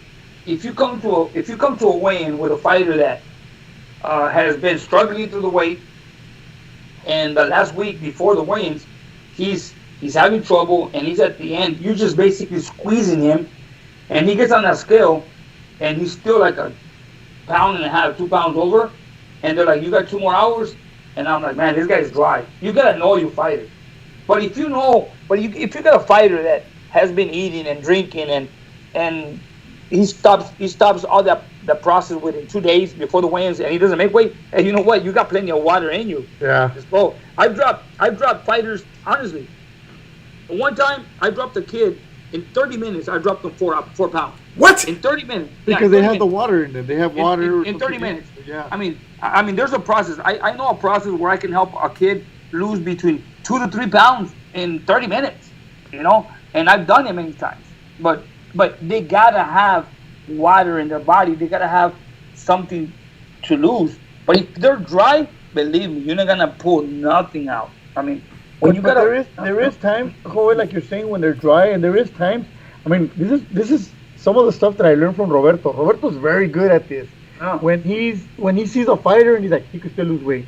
Oh yeah. I mean, but just by looking at the fighter, you can tell. I mean, and Roberto will straight out tell him, hey, you know what? We're gonna lose a fight. And then Roberto will come back, and this is when he's playing his card games, like, you know. And you know when Roberto knows it, and I know it myself too. When you have a kid that gets on a scale, and you see his face, right, and he's smiling, and he's got a good humor, and you know he's laughing and talking and whatever. I mean, dude, that guy still has energy to lose weight. But you seen Razo, you seen fighters that get on the scale and they're already like dead, like you pull them out of put them out of the morgue and you put them on the scale, those guys can't lose weight anymore. But obviously, that's why Roberto looks at these guys and they're like smiling to the camera, saying hi to your mom and dad and whatever. Hey, dude, you can still lose a pound or two. Don't tell me you can't. You can't. Dude, I had a when I used to drove. Joel, you were there. You were the one with Adrian Broner, and Vicente Escobedo. Yeah. When the day before, they asked me to go check his weight, and he was like 10 pounds over. Yeah. And then he's like, I'm not gonna lose the weight. I'll pay him. And excuse the language, but he's like, fuck that little Mexican. He needs the money. And look at the trouble we went through with that. And there's just some fighters, Beto, that are just, they rather pay the money and then lose the weight because they're gonna want the advantage of them to be, for them not to be dehydrated. But that's where the other team has to come in and they have to agree where they're, okay, we're gonna take the money. And some fighters were like, fine, I'll take the money because they're thinking I'll take the money. Yeah. But there's fighters that are like, I don't even want the money. I want him to lose the weight. That's it's a give and take. Yeah, Coach. When you make a guy lose those 3-4 pounds in an hour or whatever it is, how do they feel the next day, like the recovery? Well, it just it depends on the process behind that. How much did they sacrifice in training to rehydrate them? Because let me tell you what happens to fighters. The majority of the fighters after the weigh-ins, they go eat and then they go here and then they go there. They want to go to the mall and walk this, walk that. If you want to hydrate a fighter, and I've done it many times, what you do is after the weigh-ins, if he's hurting, they give you 2 hours. In those 2 hours, your opponent he's already hydrated, he already ate, he's already resting. So by the time the guy's he already ate, you're still losing weight. So you have to try to catch up in a way. So what you do is you take him out, you take him to get his food, get him his liquids, hydrate the fighter, and then give him a little walk, take him to his room and have him sleep. Get some rest, recover himself, and then when he wakes up, try to get him a little bit more food, the small portions, and a little bit at a time, and give him more liquid. He needs to keep drinking water slowly but consistently, Get him some. Pero el Toño se chingaba una pizza. Toño se chingaba una pizza y un 6 de cocas. But see, and that's the thing. Like we talk about it, like what would have been if Antonio would have, instead of eating a pizza and drinking soda, if he would have ate healthy, his body would have performed better. He performed great. Imagine if he would have had great, good healthy food, what could have been. But the thing is this: you gotta have a process to rehydrate your fighter right after the weigh-ins, because a lot of people don't do it. And I still remember, and I will never forget. On one of the previous shows, we talked about Osuna, that kid that got hurt in Fantasy Spring that fought Hugo Centeno. Mm-hmm. I remember him, and you know what? I didn't bring it up that day, but I didn't have nobody fighting on the card. But I went to the show. I went to the event, and I was at the weigh-ins. After the weigh-ins, I'm walking in Fantasy Springs, and I'm going towards the front desk, and I ran into Osuna. And when I saw him, I asked him, and that was like maybe an hour, 2 hours after the weigh-ins. I tell him, hey, what are you doing? Because he's my friend. He grew up in Coachella. He started in Coachella. As a matter of fact, at one time, I think Antonio and I trained that kid for some time. And I asked him, hey, what are you doing over here? He goes, oh, I'm just walking around. I said, hey, you need to go get some rest. I said, I see your eyes, and you don't look good. He goes, no, I'm okay. He goes, I'm not hungry. I go, so you haven't eaten after the weigh-ins? He goes, well, I'm not hungry. I go, you need to eat. And I asked him, so you're telling me that after the weigh-ins, you haven't had no food? He goes, no tengo hambre, Joel. I go, tienes que comer poquito y tomar agua y vete a descansar, vete a dormir. I said, no tengo sueño, mejor voy a caminar. So I go, this kid's hurting, honestly. This kid's hurting. Talking to a doctor years later, that's when I learned the reason why there's so many injuries in boxing. And he explained to me very well. When you're in the process of losing weight and you're shedding all that water, your brain your brain has water, okay? There's water in your brain. So when you lose all the weight, you decrease the water in your brain, and when they punch you on the head, your brain makes full contact with your skull, and that's why there's a lot of injuries in boxing due to dehydration. That's it's crazy. Like in to Tonio's defense, back when you guys were fighting, you didn't know any better. You didn't have the nutritionists really. We didn't. Back then, we didn't know any better. There was a lot of things, not only in nutrition. I'm talking about in a lot of different ways. And everything. Things could have been better. Now, we didn't have nobody teaching us or telling us what's wrong and what's right. I mean, basically, we did everything on our own. That if Antonio's career would have been now, honestly, Antonio would have been a superstar, because Antonio is a superstar. Look, well, he is, but he could have been a bigger superstar. Like Antonio, he could have been on the Razo level. Yeah, look, Mickey Ward is beating everybody, and he's becoming one of the best fighters in the era. Antonio at one point was supposed to fight Costa Zoo, and then all of a sudden Antonio gets a call and says, "Hey, you know what? You're fighting Mickey Ward." Mickey Ward is like, he's just beating this guy, and Antonio goes out there and beats Mickey Ward. And after Antonio beats Mickey Ward, Antonio's career didn't go up. It went it started declining. And Mickey Ward comes back and fights Arturo Gatti, and then he makes a movie and he becomes something big.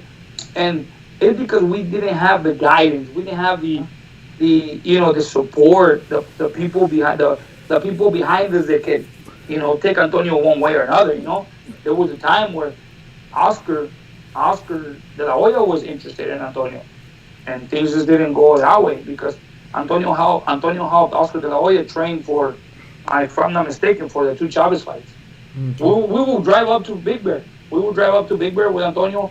Antonio will spar Oscar. There was times in which we will be sitting in the living room watching fights with Oscar laying in the couch, and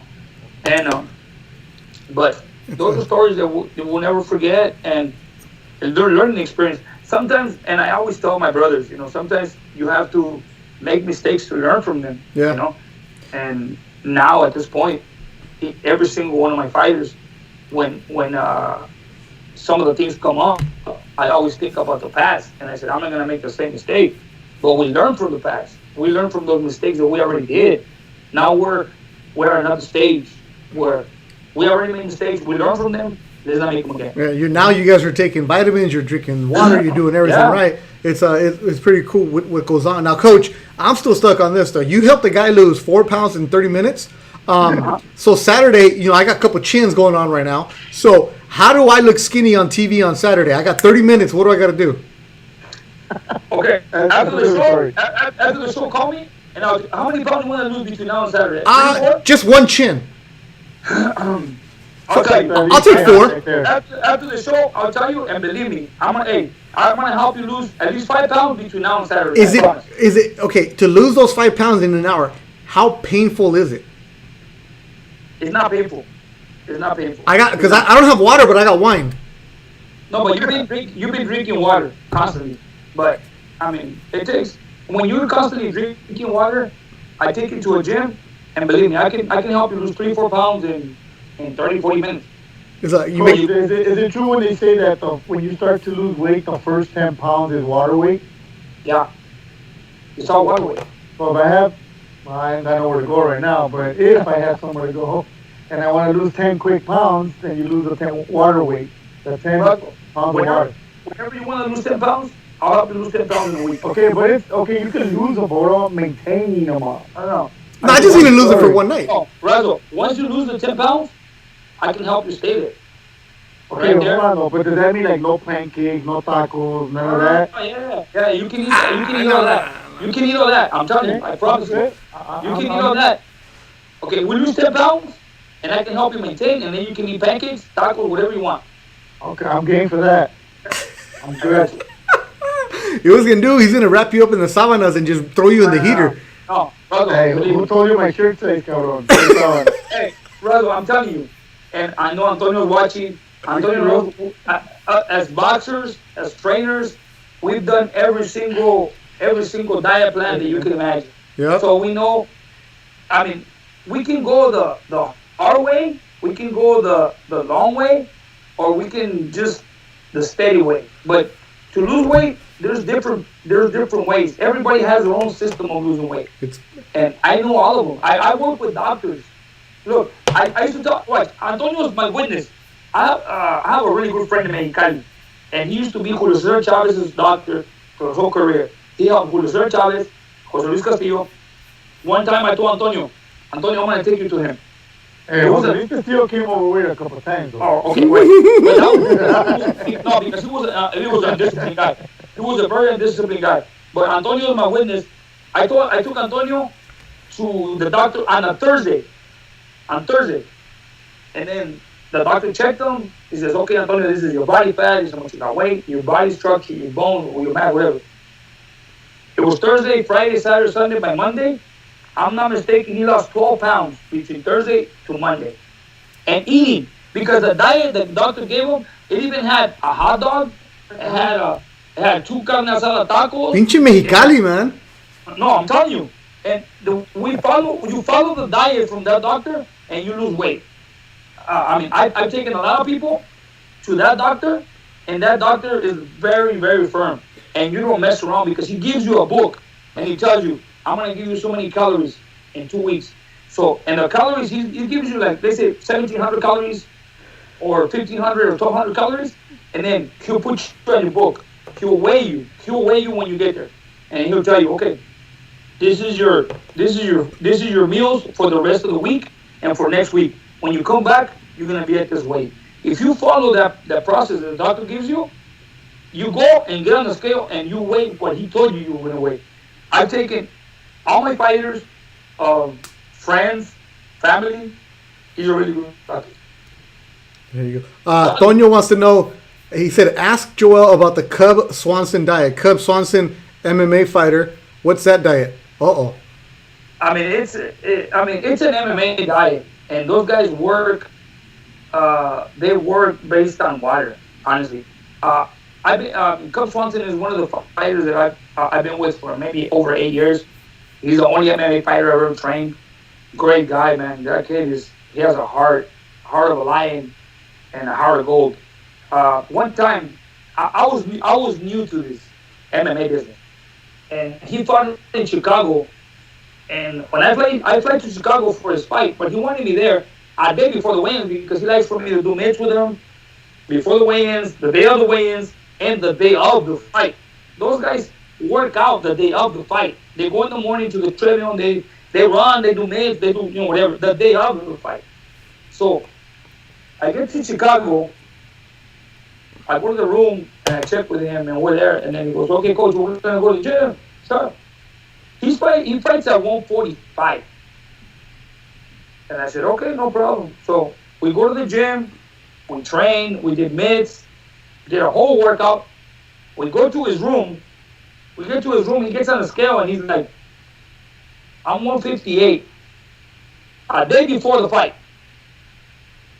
A day before the weigh-ins. He's like, "I'm 50." He goes, "I'm 158. He goes, "I'm good."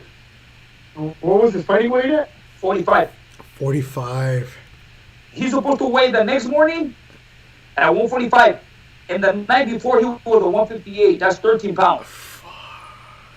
So I'm in the room, and I'm watching TV, and he comes out of the bathroom, and he tells me, "Hey, coach, I'm good." He goes, "I'm 158. Man, I'm a boxing trainer. When my fighters tell me, "Coach, I'm 4 pounds over a day before the weigh-ins," I won't sleep. Razo está llorando. And he tells me, "I'm 158, I'm good." I'm like, "Oh, shit." I go, "Hey, Cub, you fighting at 45? "Yeah, coach, I'm good." I'm like, "Shit." I just sleep that night, honestly. I'm like, he's 13 pounds over. Tomorrow the weigh-ins are at 9 a.m. So then I remember the next morning he wakes up early, which was like 6 in the morning, and he goes, "Hey, coach, it's time to cut weight. Let's go." So then we go to this nice luxury hotel, and there's a sauna. So then he gets his mineral oil. He puts it on his body. He puts on his sauna suit. He gets in the sauna, and he tells me, "Coach, give me 20." 20 what? 20 minutes. Okay, 20 minutes. So he's in the sauna for 20 minutes. He comes out. He lays down on the floor. They cover him with towels, and they put him right there. 10 minutes. Okay, so he's right there laying down, covered from head to toe, full of towels. Maybe 10 towels or whatever. So he gets up after 10 minutes, and he goes back in the sauna. He goes, give me 15, coach. 15, boom.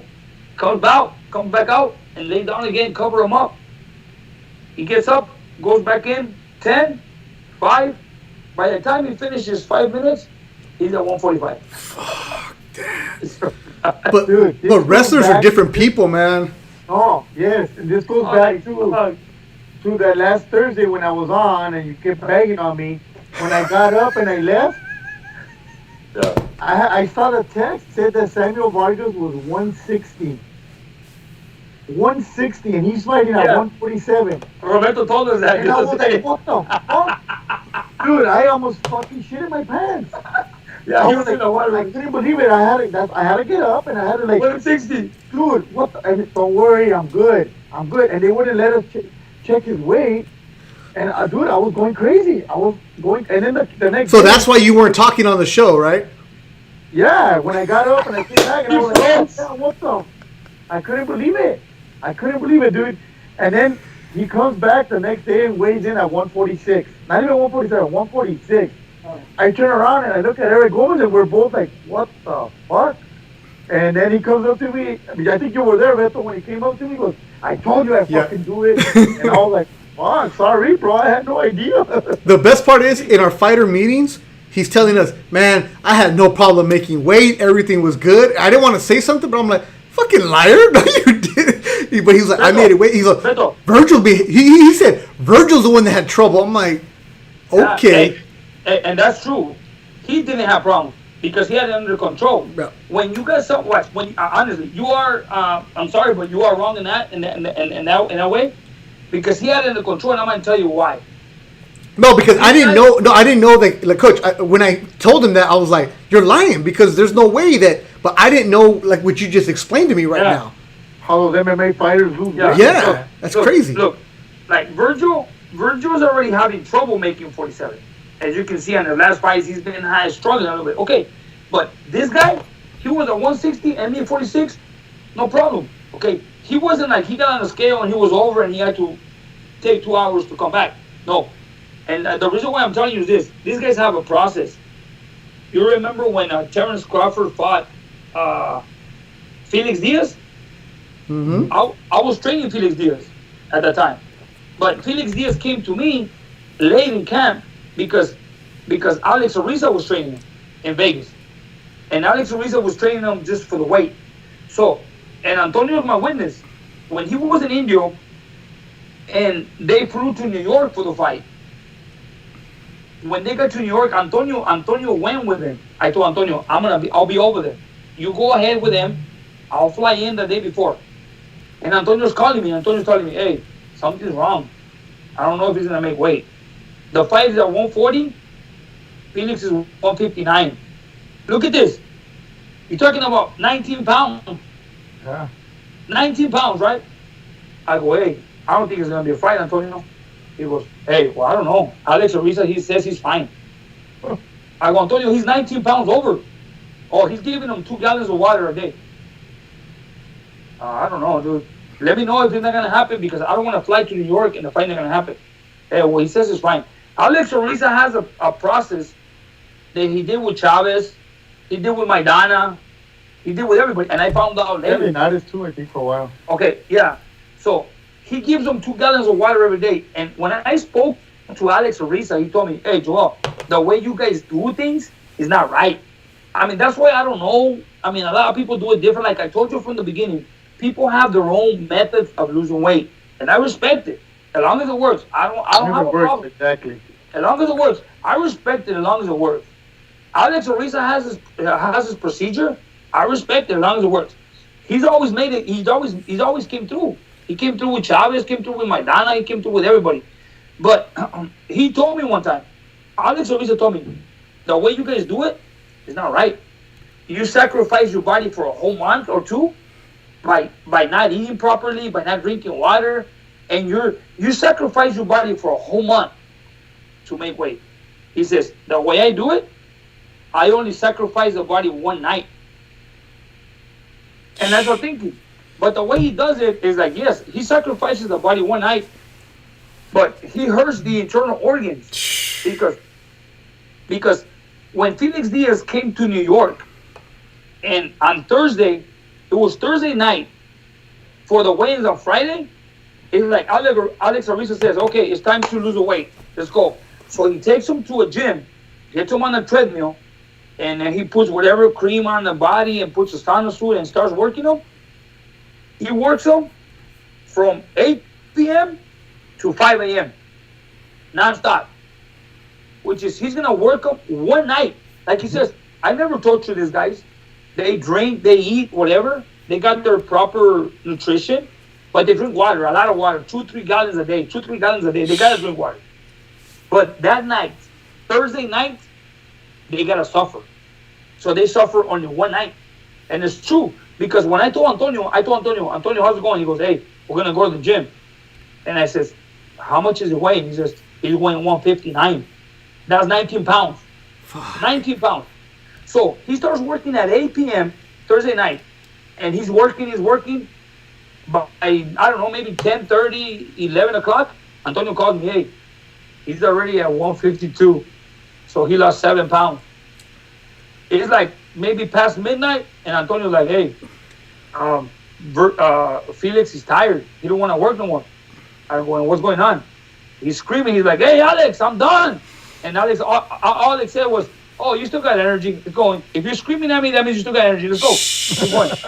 This is something that I don't think gets recorded because of it sounds like torture. Okay, well, the thing is this. The day of the weigh-ins, Felix Diaz walks in at 139. Jesus. Wow. From 8 p.m. Thursday to Friday weigh-ins, he lost 20 pounds. So that's why when you told me about Samuel Vargas, that's what he did. It was a water weight. He did the water weight procedure. Simple as that. Now, when you hydrate after the weigh-in, though, how much weight do they gain back on an average? Mira, Gallo, the thing is this, and I've always remembered from experienced trainers in the sport of boxing. Your body's like a sponge. Okay, you get a sponge and you squeeze it, and then what happens when you put it in water? It absorbs everything back, right? I mean, your body's only gonna retain what it needs right away when you come back. If your body is right, if you do things right, your body's only gonna retain what it needs. And of course, after the weigh-ins, you have to rehydrate yourself, coconut water, maybe a little Pedialyte, but water is the best thing to hydrate yourself. Man, at the end of the day, when you're on a bender, un electrolit, un modelo, islita, get some islitas, some mariscos, and that's it. Because all this losing weight stuff, you know what? That's good for them, but not for me. Because forget it.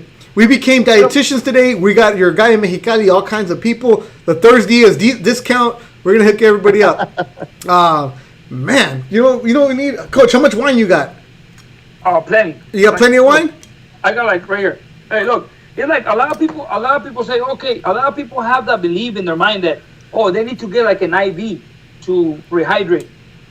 I'm not a big fan of IVs because when you get an IV, it's just basically sodium. I mean, I've had it before with some of the fighters when I get, oh, can I get an IV? Oh, okay, get an IV. And they come to your room and they give you an IV and the next morning you're all swollen. Your eyes are puffy. You look like a fucking koi fish. And your cheeks, and it's bad because all it does is just an IV is basically high on sodium. It just retains a lot of water. Now there's like IVs that come with vitamins and stuff. Okay, it's a cocktail based on vitamins. It's good, but I'd rather hydrate a fighter naturally than put an IV on him. I'm not a fan of IVs. In other words. No. After all these tests, I don't want anything around me anymore. And it's Beto wants an IV only when he's loaded. Yeah, I have a bottle of Mayomi. It's a Sonoma County. It's a Pinot Noir. I brought this one with me. Coach, what do you have? You have a bottle, okay? I have a bottle. That's good. I've had some of that before. That's Look, good, Coach. the Beto smuggled into it. Look, and I wanted to say this earlier. Beto texted me earlier. He said, "Hey, Coach, ThursDIAZ at 8." I said, "Wow, 8? I mean, it's 2 hour difference." And I had to wrap Israel Madrim up at 8. He had to go to the gym and come back and then do minutes and stuff. I go, "I'm not gonna be able to make it." And he goes, "No. 8 in LA, so it's 2 hours." So then I told him, "Hey, Beto, but I don't have nothing to drink." He goes, "Coach, I got you. I got something for you." He says, "Coach, I knew it, so I got you." And I said, "Really?" He goes, "Yeah, I have a bottle." And then this is what happened. I didn't tell you this, Beto. So then he goes, "Whenever you're ready, it's in my room." So we're in this hotel. My room is 606. Across is Shakram. And then there's basically the boxing people around here. And then you go around, and then he tells me, "Coach, I'm on 603. So we do mitts outside in the hall. So I see people come out of the rooms. No, Beto. And then there's Abel Sanchez over there. And then there's Abel Sanchez, and then the girl from the minivan, back and forth, right? So I'm doing this. And then Beto tells me, "Hey, Coach, I got a bottle for you. But how can we do it?" I go, "Hey, Beto, just tell me. I'll go pick it up." He goes, I'm on 603. So I go and I'm knocking on the door.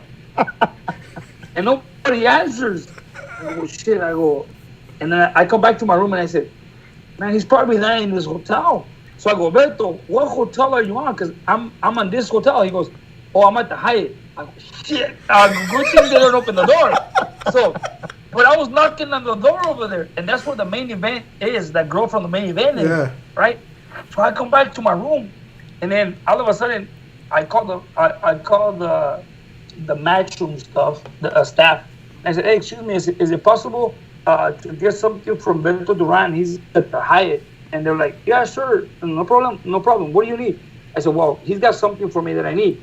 Can we do it tomorrow?" I said, "Can we do it today?" They told me that, right? I said, "Okay, sir, can you have him bring it to the lobby?"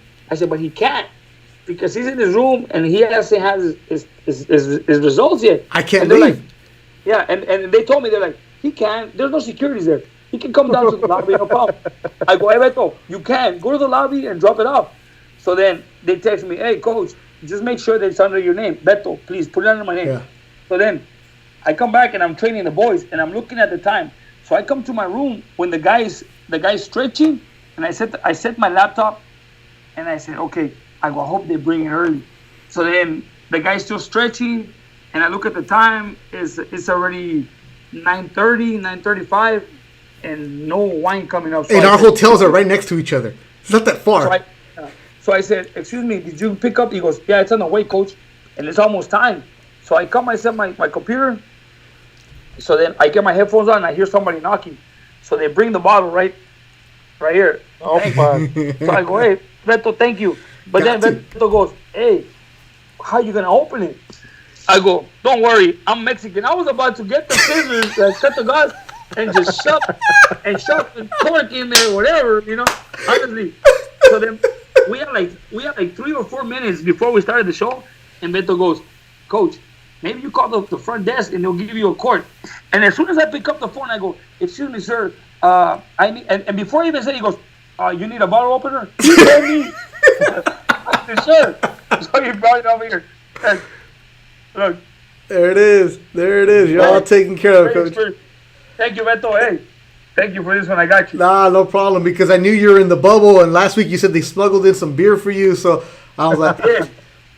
No, because I never check a bag. I always pack really light. I never check a bag. And then I said, for this one, because I knew what happened in fantasy, we couldn't leave the room. I was like, you know what? I'm going to take what I got to take. And I knew Coach was going to need a little vino. So I bought 2 bottles. I brought a 6-pack of beer from Craft Beer Kings. We got it. I'm set. And I checked my bag.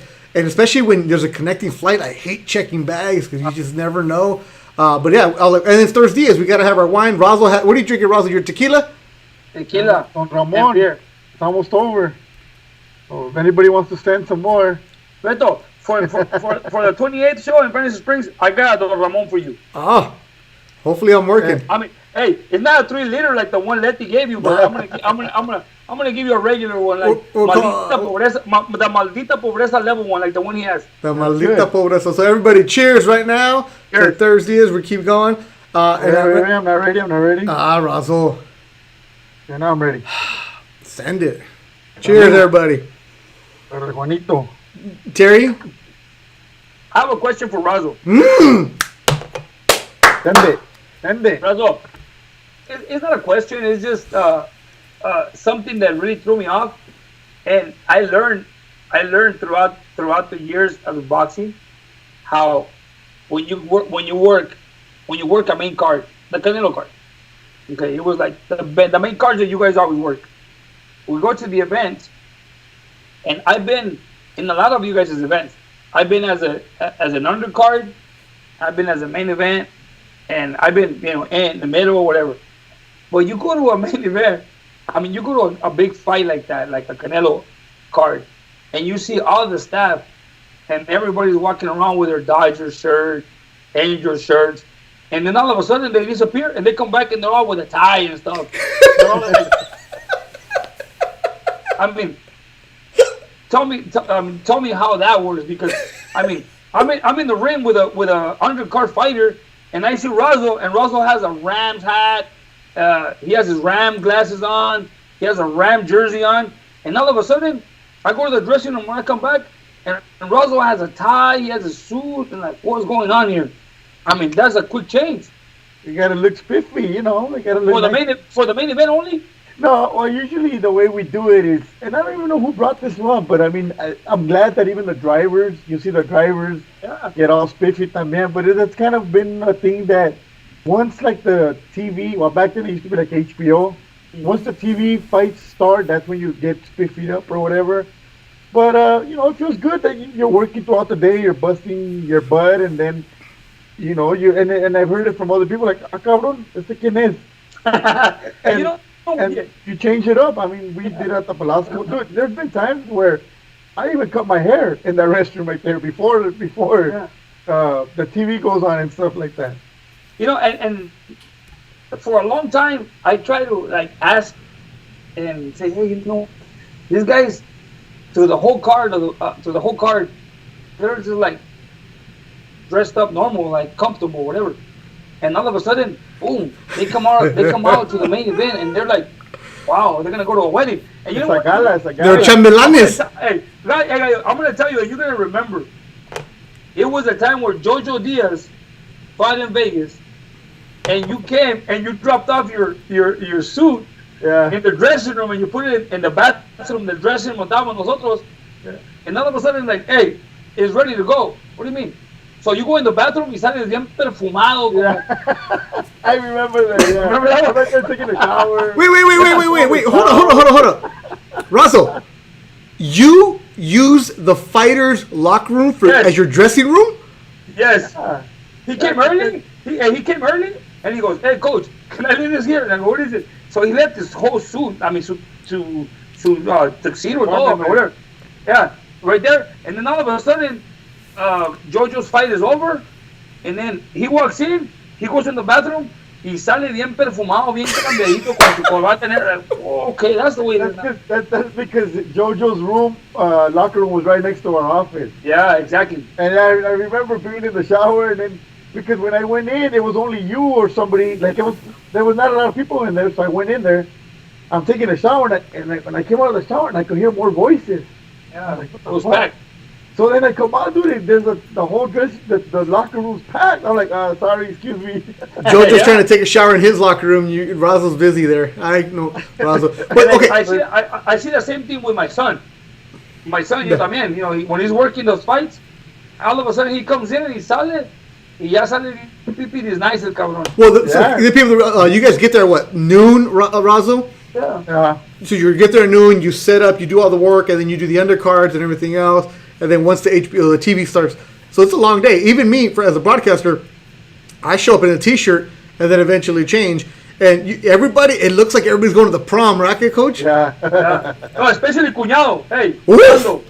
Oh, Mando, when he's working, anda en chinga para todos lados, and all of a sudden, when the main event comes, I'm like, ¿este cabrón es el novio or what's going on?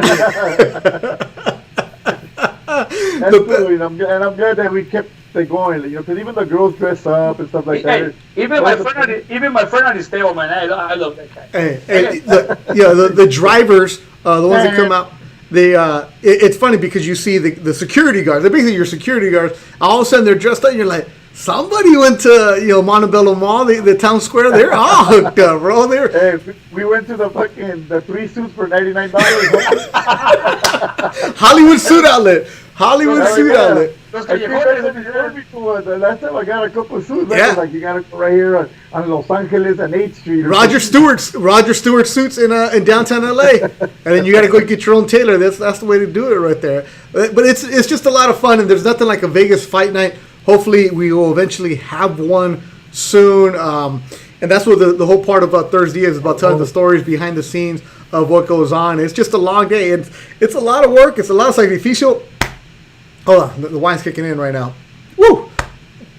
I haven't had it in a while. But yeah, it's what you have to go through for a whole day. It's like for me on Saturday, Coach. By the way, Saturday it's going to be 100 degrees out there. We're in the middle of the street, so I went in. My makeup is going to be melting, so I got to do my own makeup. No, I'm serious. What? Yeah, so you should buy some good makeup, cabrón. Yeah. Why is it a good bundle? ¿Verdad? That's a good bundle. Yeah. So no, I brought. Oh, look at how cute. My makeup kit. Oh no, I don't mess around. So I got my regular makeup. Right? But because it's gonna be 100 degrees, I have this one little just to take off a shine right here. So it's gonna be a mess out here. So I got my extra sponges, all kinds of stuff. Because I'm the one doing it. And then for tomorrow, I'm gonna have my eye puffy reducer. So all kinds of stuff going on here in Tulsa. So don't worry about it. So we're giving you behind. Eye puff reducer? Yeah, right here. So. I remember when I was working for HBO Latino and ESPN, I would see all the guys that would be like Bernardo Zuna, Ricardo Celis, and they're like, they get, and I'm like, shit. I remember, hey, coach, you're next. And I had to go and get the makeup. I'm like, but it's okay, it is what it is. But it was fun. Beto's a pro. Beto could do his own now. Beto does his own. Well, I've been doing it a long time. I used to have somebody do it for me. Like I watched Bernardo Zuna get his makeup. He's a pro at it. But then, hey, coach, you're next. Okay, and they do the makeup and you want something on your lips, whatever, lipstick. Oh, they put lipstick on you? You're not supposed to. Huh? No. But they were like they put that shine. That shine. Yeah, some shine. Yeah. Hey, Bernardo Zuna looks the same from when Oscar used to fight back in the '90s to right now. He doesn't change. The hair is on point, the makeup is on point, the suits are on point. Because he doesn't drink. He doesn't drink, Razo. He doesn't drink. He suffers every day. Beto, speaking of Bernardo, were you with us the time we went to El Capitan? We took Bernardo Zuna to El Capitan, and we're having some food, this and that, and the owners of the meseras were like, oh my God, it's Bernardo. They brought a tray of cucarachas. Oh, del cocinero, Bernardo was all happy. Una foto. And, he's getting his little frame, right? A little while, Gabriel Soto. And Marcos Pelayo. And everybody went to Gabriel, and I'm sitting right there with Bernardo. I go, hey, Bernardo, there goes your 15 seconds of fame. Like, Hey, but we did get the free food because of Bernardo. There it is. Food, hell yeah. Hell yeah. We took all kinds of stuff, man. Bernardo's a great guy, man. Yeah, but he doesn't drink. He doesn't drink, doesn't gain weight. He doesn't have to worry about, he don't have gray hair. He's like the perfect guy. And he'll hang out with you sometimes, not drinking, and he has a good time. Like, that's pretty cool. Yeah, he likes to gamble. What's wrong with people with gray hair? I'm nothing. I have plenty. Oh, okay.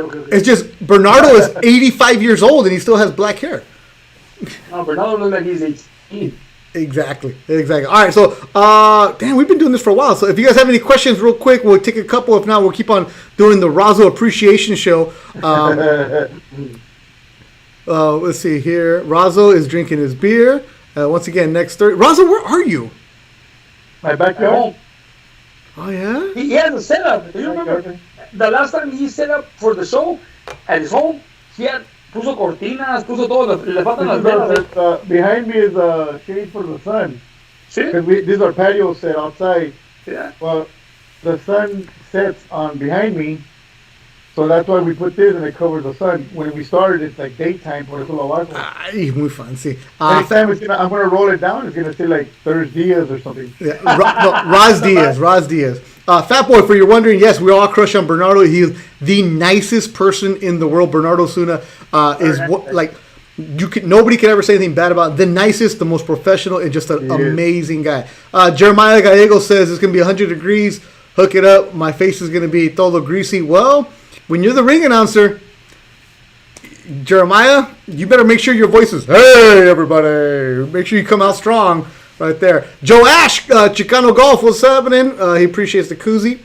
All kinds of other good stuff. All right. I got an idea. No. Real quick. This might be something, pretty good. Wait, is this for the show? Yeah, it could be for the show, but it could be something for you guys to do. Can we call Roberto to see if he approves it? He'll approve it. Okay. You could do. I was thinking about it the last time. I go. You have all these people which we appreciate that are watching me. So I was like a way to kind of our appreciation to them. I was thinking if you want to give away a glove that has your signature, Joel's signature, and Roberto's signature. No. Our ThursDIAZ glove. That's a good idea. And I'll get Oscar to sign it also. No. So if you want to do a little gift, Razo's giving a gift right now. Whoever comments, good job, Razo. Hey, Razo, and actually, I will donate a pair of gloves that I recently got. I don't know if you've seen my gloves. I have a Joel Diaz training camp gloves, brand new ones. I'll donate a pair of gloves to a fan, and we'll sign them. I'll sign them. We'll sign them. See? There it is. No. I'll even let you guys ask me to sign them too. Hey, we need your signature. Because you're the one with the biggest fan base right now. No. None of this is gonna happen because this is just Razo bribing the listeners and the viewers.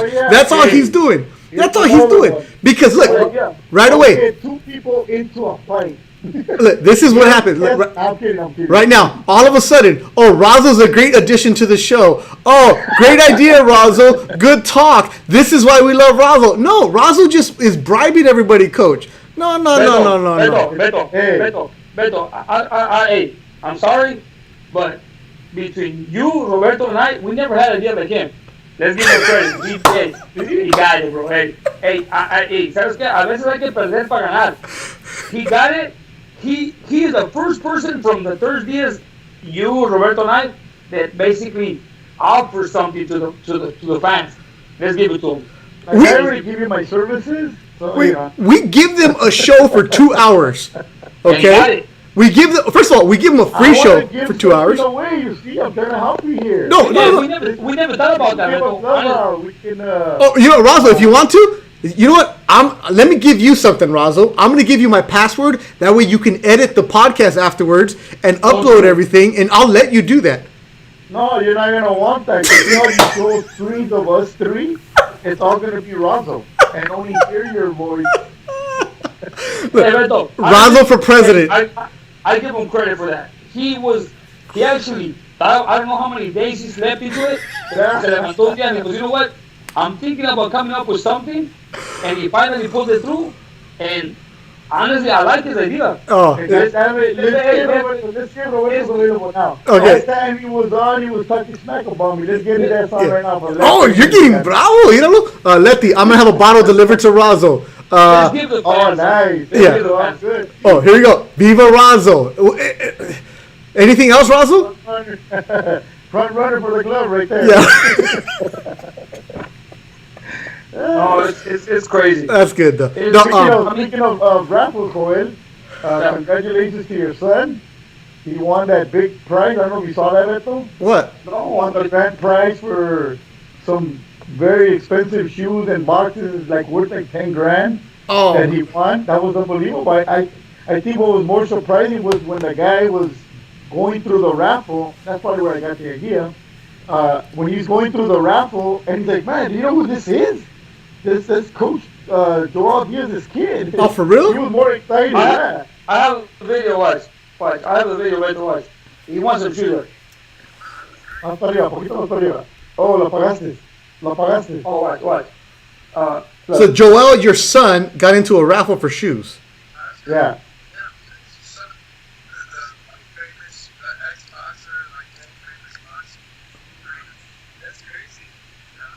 Wow.